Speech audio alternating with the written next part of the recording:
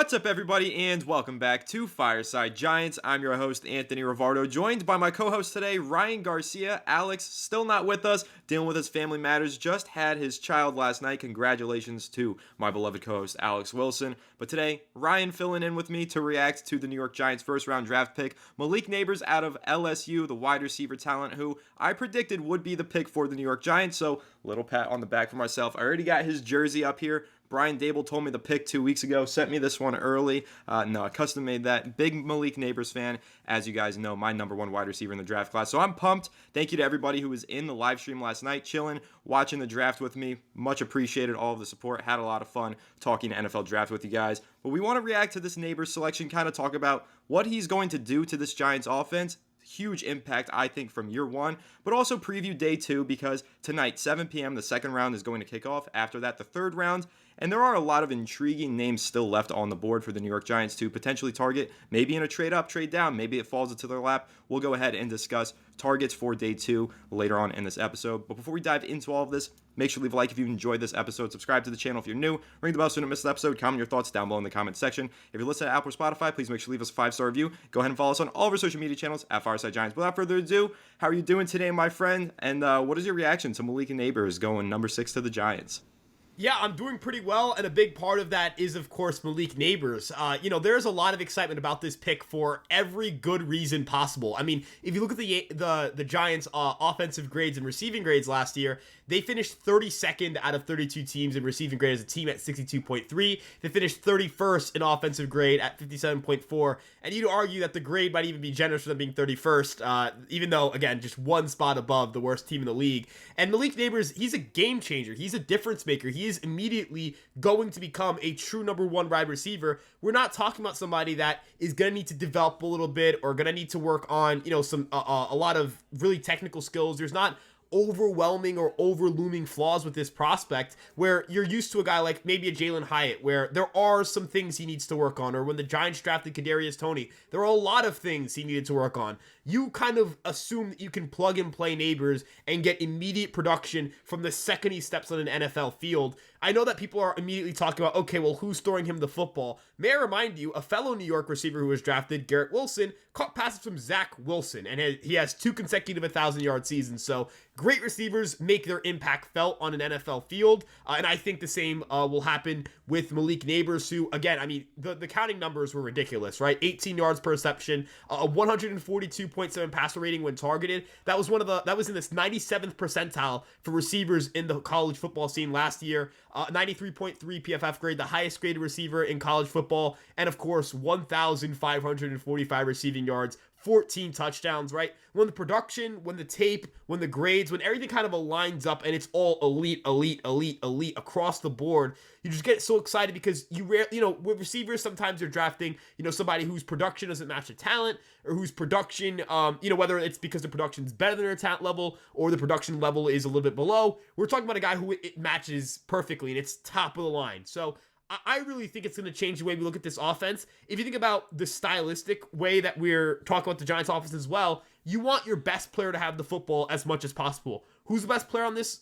Giants offense, at least in terms of skill positions? 100% Neighbors. It's not really close at this point. So you're going to try to get him involved as much as possible. I think that speaks volumes for how they may try to scheme him or how their passing game is going to look. I can't guarantee that the passing game is going to execute the throws needed, but I think they're going to at least encourage or entice their quarterback room to make those throws and to challenge themselves to get Neighbors involved. And if they can't, then that's going to, we'll revisit that as the season goes on. But for now, Neighbors is going to change the way the Giants are able to play offense. And now they have somebody where if you're a top corner, you have to be locked in and focus on Neighbors. Last year, way too often, you could just have corners beat these guys. You can match up your CB2 with anybody on the Giants offense. Now it's different. Neighbors is the true number one. He changes everything with this offense.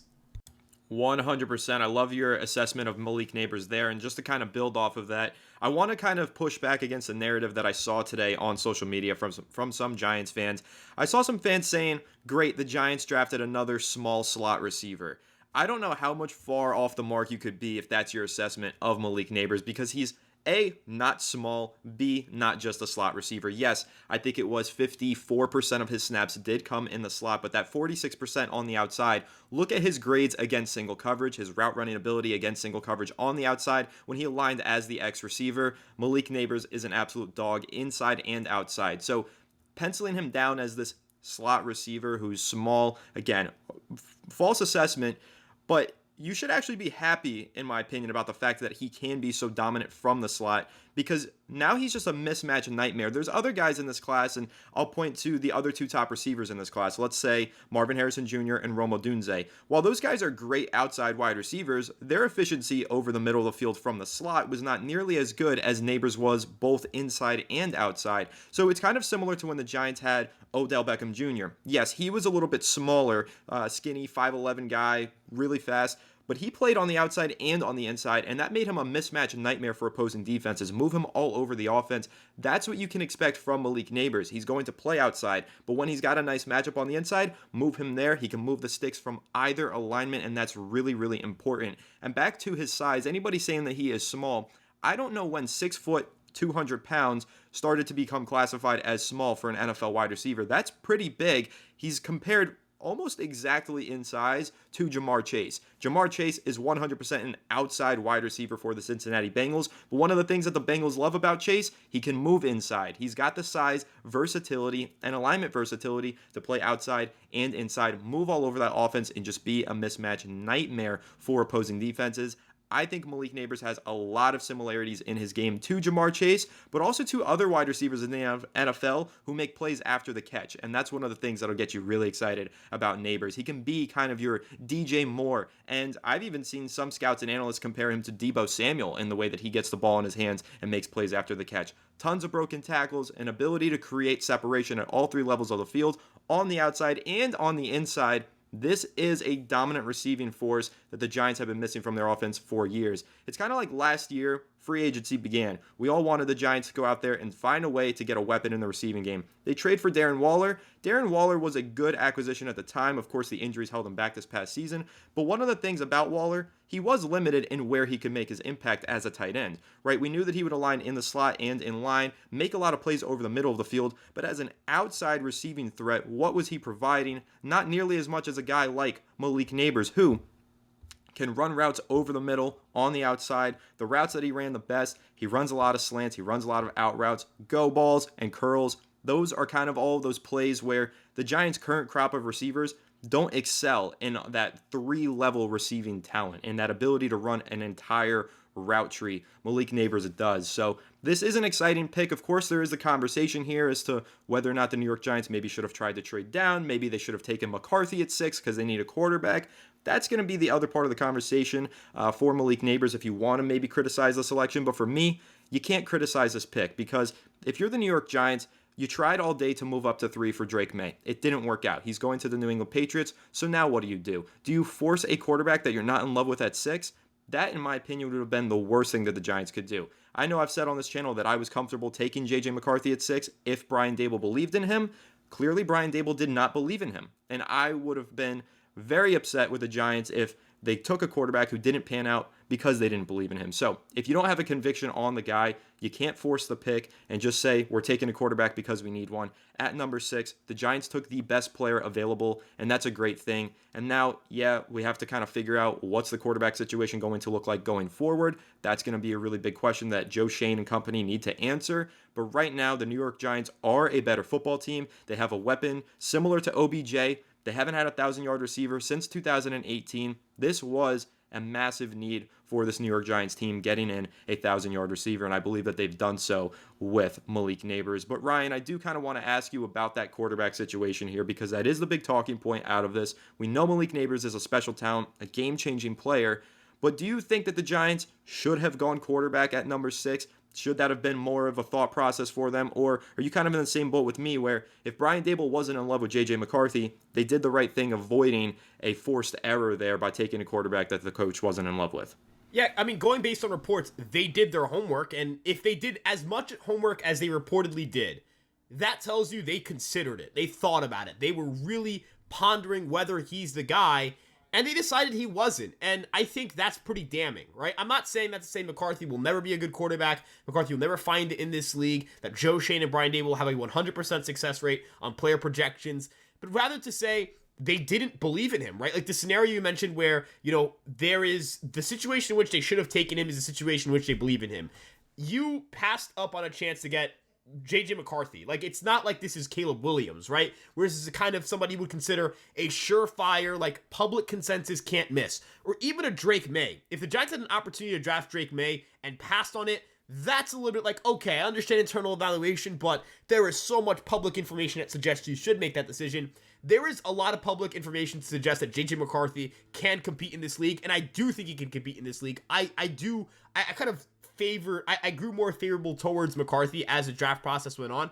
I actually went from a guy who was, JD Daniels is clearly the third best quarterback to, I think McCarthy's the third best quarterback. And I would still tell you that there are enough flaws in his game where it's not a consensus top 10 pick. There are a lot of analysts who viewed him more as a 15 to 20 guy, as a 20 to maybe even 30 guy. Some people viewed him as a second round guy. So, I have no problem with the Giants going, okay, our internal evaluation concludes he's not a 6 overall caliber player. We're going to take Malik Neighbors, who now when you ask about public and private perception, ask any analyst about Malik Neighbors. 99% of the time, you're going to get an answer that includes, yep, he was a great pick at number 6, or, oh, he was actually my number 1 wide receiver. Oh, he was my best non-quarterback on the board. If you don't adjust for positional value with the quarterback, he might have been the second best player in this draft class, or the third best player in this draft class. I mean, I'd argue among the 6 picks taken, Williams is 1 in my opinion, May is 2 in terms of the best players.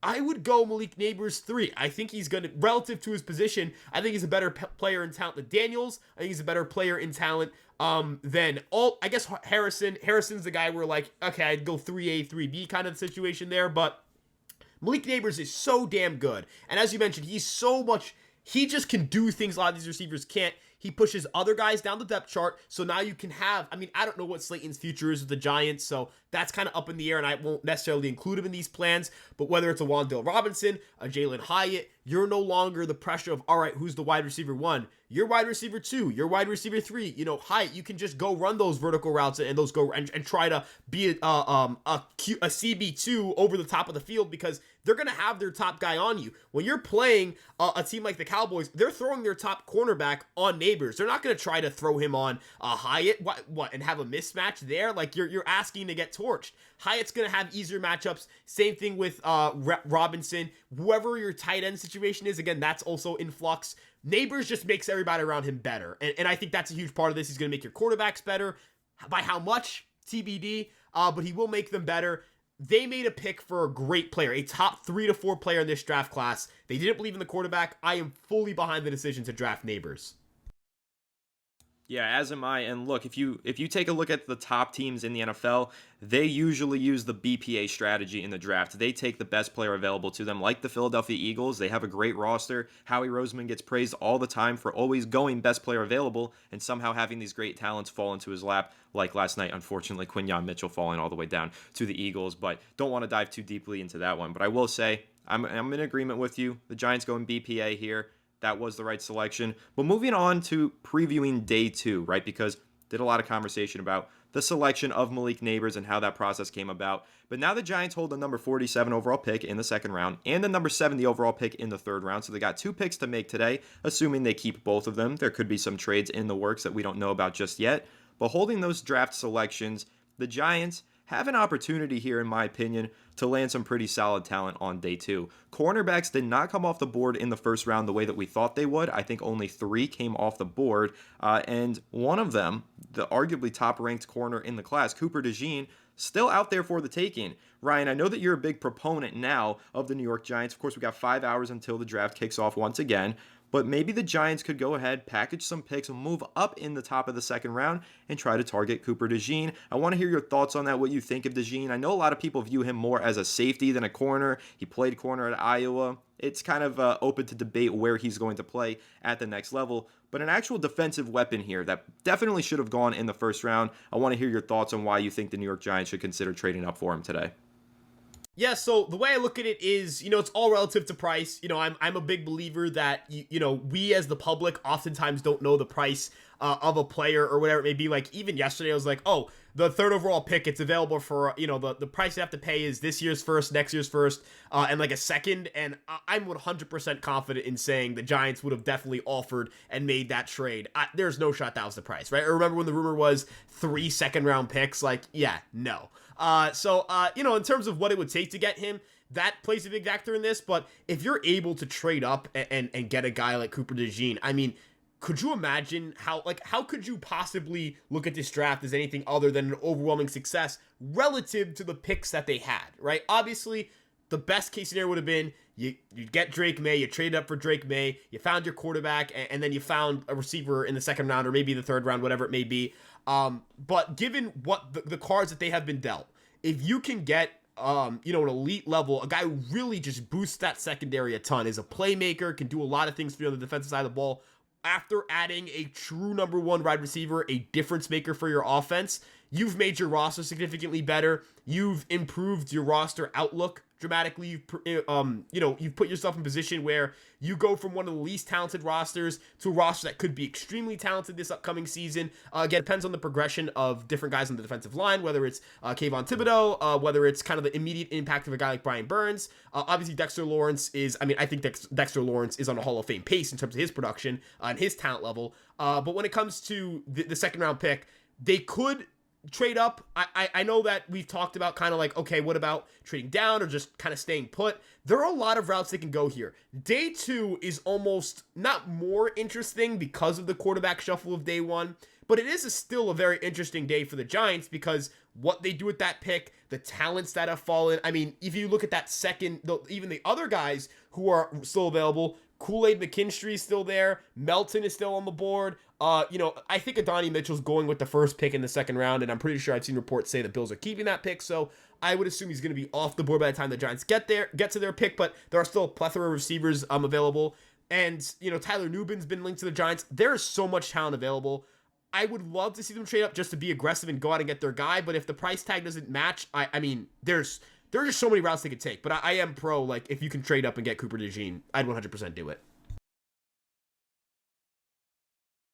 Yeah, I would too, depending on the cost of the package to move up. I think that's going to be a huge talking point. And one of the things that I think the Giants should entertain today is actually trading down. I know that there is a lot of discussion right now because of how much talent is on the board surrounding the Giants and a potential trade up, not only for Cooper DeJean, but some of these other guys. Kool-Aid McKinstry, Alabama cornerback, who I'm very high on. He could be an interesting target in a trade up. Jarizon Newton, Johnny Newton, goes by both of those names. Defensive lineman out of Illinois could be a potential trade up target. Man, having Johnny Newton alongside Dexter Lawrence would be absolutely awesome. Like, that would just be crazy in the trenches on the interior of the defensive line.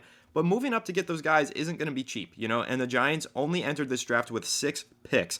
They need more draft picks, in my opinion. I think picking at number 47 overall, and I know that this is something that I did in one of my mock drafts on the channel, I think the Giants are a trade down candidate here. You move down about 10 or so spots, pick up maybe an extra 3rd or 4th round pick, a 7th round pick, get a little bit more draft capital so you can build out the depth on this roster. That's a direction that I think the Giants honestly should go, and maybe not only adding picks in this year's draft, but considering they lost out on a quarterback this draft, maybe you add some draft capital for next offseason to help you potentially move up if you need to in the 2025 first round to land your desired quarterback. So I'm a huge proponent today of either one. Like, if they feel convicted and they want to move up and go draft a top talent in the second round, go ahead and do it. But if they want to move down and add extra draft capital, I think in the long run, that is a very beneficial strategy for this team to take. Add more draft capital, bring more players onto this roster, create competition, maybe more so at cornerback, more on the defensive line. Maybe you even add another weapon. Like, what stops you from adding in another wide receiver? Darius Slayton is holding out for a long-term contract extension right now. He's only got 1 year left on his deal. He could be gone next offseason if he doesn't get that extension. So you could argue that the Giants actually do need another wide receiver at some point in this draft class potentially. So I think that there are a lot of positions for the Giants to address here, and that's why I'm a proponent of trading down. And again, the idea of adding extra draft capital next year to potentially package and move up for a QB is also enticing. But of some of these prospects that are still available, Ryan, who are some of the guys that you're looking at? Again, I mentioned Johnny Newton, I mentioned Kool-Aid McKinstry. I know that Chris Jenkins is one that I've talked about a lot on this channel, defensive lineman out of Michigan. I think he would be a great selection at number 47. And I think we should also shout out Max Melton, Rutgers cornerback, a fan favorite of the New York Giants fan base, and a guy that I think plays very similarly to Deonte Banks and could pair alongside him quite well in this defense. But, some prospects or positions of need that you think the Giants should be targeting with these 2 draft picks today. Yeah, so I mean, it's hard to, know exactly where teams are going to go, but I'm going to assume Cooper's gone before. Like, I'm pretty confident saying he's going to be gone before the Giants currently slated pick. Now, again, the Giants can move up, move down, that would change things around. But I think their best shot, like the best mix of like, maybe there's a chance they fall to you, and then really desirable on the board is Kool-Aid McKinstry, man. I mean, I just kind of dream about the tandem of him and Banks in that secondary, and kind of thinking of how multifaceted that defense will be. They can kill you on the pass rush. They can stop your running game. They can take away your top weapons, that kind of situation. And we're talking about 2 guys with upside to be CB1s in this league, paired on the same, it's just on the same defense. You just start dreaming, you start getting you get crazy about how this defense could be this year. And the Giants have always had a reputation of having strong defenses. They've won Super Bowls off their defenses. Now, it's a different NFL, right? You need a good quarterback to consistently win at the highest level, but having a great defense helps. And I would even point to say, looking at a team like the 49ers, right, where you wouldn't say they have a Patrick Mahomes or a Josh Allen, a once in a while kind of quarterback, but they do have a good enough quarterback and a really good defense, and of course the skill position to kind of make it work. The Giants are really good at maximizing quarterback potential. We'll see what they do in the secondary, the second, third, fourth, all that stuff in those rounds. But if they were to select a project quarterback, you would kind of pin Brian Daboll as one of the few guys in this league that could stumble onto a 4th round guy, could stumble into a Dak Prescott, could stumble into a Brock Purdy, whatever it may be. I just kind of, I know I tweeted, I said, round 3 I'd be interested in Rattler, but I think I'm even souring on that take. Like, the more the draft progresses, the less enticed I am at picking a quarterback in the 3rd or 4th round because of the talent available. Some other guys, you mentioned the receiving talent. Lad McConkey is somebody that I'm assuming he's going to go early in the 2nd round, because if you look at the team slated, Patriots, Bills, Chargers, the Chargers need a receiver. They desperately need one, but I would almost peg them for Roman Wilson because he's a Michigan guy. Harbaugh, kind of that connection there. That's kind of where I'm thinking. But if you can get him to fall to you, as you mentioned, why not just bolster your receiving staff? You don't know if you're going to have a guy like Slayton back this year, and injuries happen, and you just want to get more talented. You can't get caught up in positional fit. The Giants, is there a position group where you're like, the Giants absolutely should not get another player there? Maybe you'd argue the defensive edge, right? But like, even then, if there's a guy who could slot into the interior defensive line at some point in this draft that is listed as an edge rush, you'd consider it. I'm in love with, and Tyler Nubin too. That's a guy who could really help you. And you lost the safety in McKinney. Just kind of slot him in there and just kind of hope that works out for you. There is a lot of talent available in day 2. Like, this is a really fun day for the draft, because this is where front offices are made, where you can take a 2nd or a 3rd round pick and convert them into a Pro Bowl caliber player. If you can't do that, and I'm not saying consistently, not every 2nd and 3rd rounder becomes a Pro Bowler, but if you can't convert 2nd and 3rd round non-quarterback picks into successful NFL players, that reflects horribly on your front office. So this is their opportunity, and I know people are saying because they didn't pick a quarterback, these guys are gonna get fired and whatever.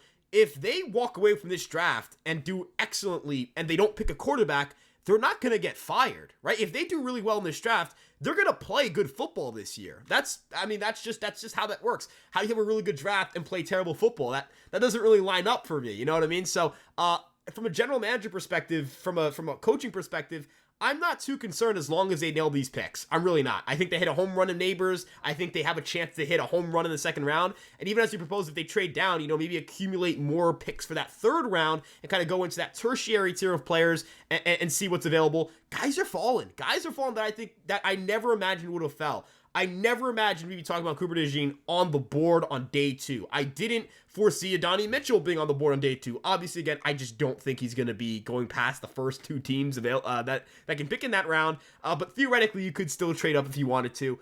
the Giants have an opportunity to really they can control their destiny. Obviously, you control your destiny in the draft, but they can really put themselves in position to flood this roster with some good pieces. Doesn't have to be even a Pro Bowler, just quality NFL starters. That's really the goal for this team right now.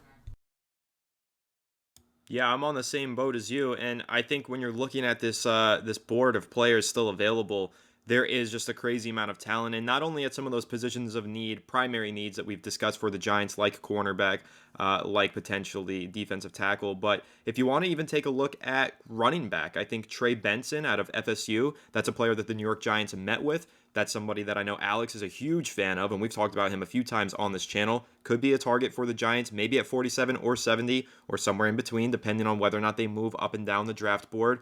But I think running back is a sneaky pick for the Giants today. One player that I read the Giants were reportedly interested in drafting today is Tyler Nubin out of Minnesota, the number one safety ranked on Pro Football Focus's big board. He was their number 31 overall player on their big board. They had him, I think, as a first-round talent. Tyler Nubin, safety out of Minnesota, had a 20% forced incompletion rate while playing free safety last season for Minnesota. So I think that could be the potential Xavier McKinney replacement. And speaking of McKinney, I do remember back in that draft when the Giants took McKinney, he fell out of the first round, was supposed to go in the first round.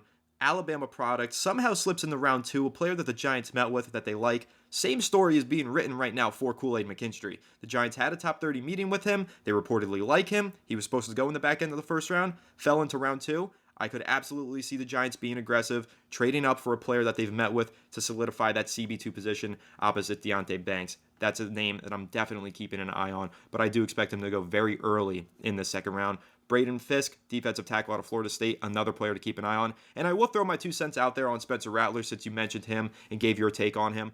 I agree with you. I don't think that I want the New York Giants to go QB on day 2. If they were going QB on day 1, you guys know I would have been excited. But since they didn't get a first-round quarterback, I think you just wait for next year, personally. Yeah, Dable maybe could stumble into a Dak Prescott, like you said. If there's anybody that I trust to get some value out of a mid-round quarterback pick, it probably is Brian Dable. But ultimately, I'd rather just wait and so that to see the New York Giants get in a situation where they get the guy that they know they want to build around. I don't want what happened to the Atlanta Falcons to happen to the New York Giants, where they took a flyer on a Desmond Ridder and then kind of strung him along for a couple years and then realized, okay, we are screwed. So now we're going to go ahead and pay Kirk Cousins $200 million and also draft his replacement 2 weeks later. So I don't want to see that happen to the New York Giants. I think that you go all in on the quarterback next year and you just hope that you build a really solid offense full of playmakers this offseason so that no matter who is playing quarterback, you could put up some points. And that's why I think running back is a sneaky pick for the Giants today. Maybe their strategy on offense is going to be do everything we can to mask the inefficiencies of our quarterback, to mask the weaknesses. Add another receiver, add another running back, take a tight end. I think Ben Sinnott in round 3 at pick number 70 out of, I think, Kansas State. That could be a really intriguing selection for the Giants. So a lot of talented names still left on the board. It's going to be a lot of fun tonight watching this second and third round of the NFL draft. And I think that this is, like you said, where teams are built. This is where the New York Giants can take this draft class from being good to great. This is where they can make their roster in 2024 bad to better. This is really where you could do a lot of that roster improvement stuff. So a lot of names that we mentioned, I think, to keep an eye on for the New York Giants in today's episode. And of course, we'll give you guys the update on who they select and our takes on the selections that they make later on when those picks are made. But Ryan, any closing thoughts here as we inch closer towards day 2 of the NFL draft? Yeah, to kind of like tie a bow on that quarterback point, if you're frustrated the Giants aren't selecting a quarterback, I'd rather not pick up the backup journeyman quarterback that bounces around the league. I want to go get my wide receiver 2 or my cornerback 2 or a cornerback 2 who competes with Banks as cornerback 1. I want to go get a safety who can maybe, change the dynamic of this defense and replace a guy like McKinney who was amazing last year. I want to go get a playmaker. I want to get better, right? Let's look at draft trajectories. Desmond Ridder, interesting 3rd round pick.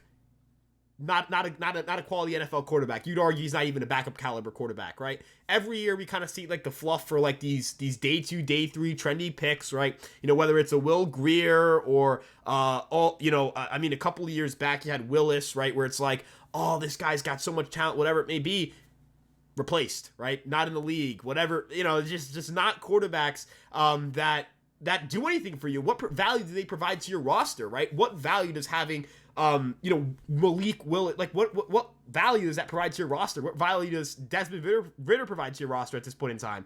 They're good tank commanders, I guess, right? Like I guess that's the word you'd want to use, but you brought in Drew Lock. You already spent money on Drew Lock. At that point, just let him take on that role. And why use? And especially in this draft class, in these upcoming rounds, I don't need a guy who's gonna be the bane of my existence next year.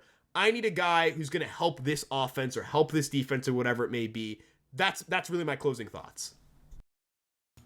Yeah, I think you make some good points there as well. And one other point that I'll make, yeah, they brought in Drew Lock. They won games with Tommy DeVito last year. They could do it again if they need to, I think, especially with more talent on offense. Tommy DeVito was in that lineup without Darren Waller. Saquon Barkley, I think, was kind of hobbled in a couple of those games as well down the stretch of the season. Now you've got a more healthy offense, hopefully, and maybe some more talent with Neighbors and anybody else that they pick up in this draft. I think that the Giants are probably going to be okay not taking a QB.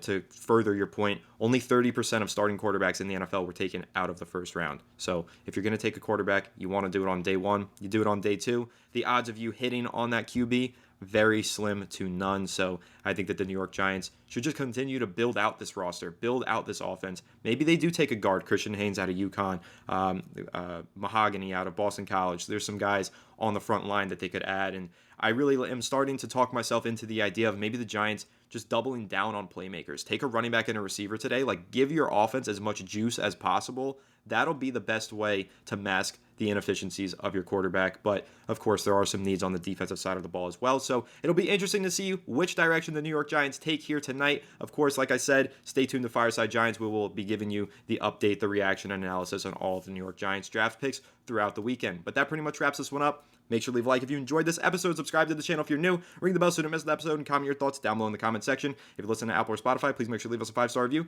Go ahead and follow us on all of our social media channels at Fireside Giants. But without further ado, we'll catch you on the next one. Have a good one, and let's go Giants.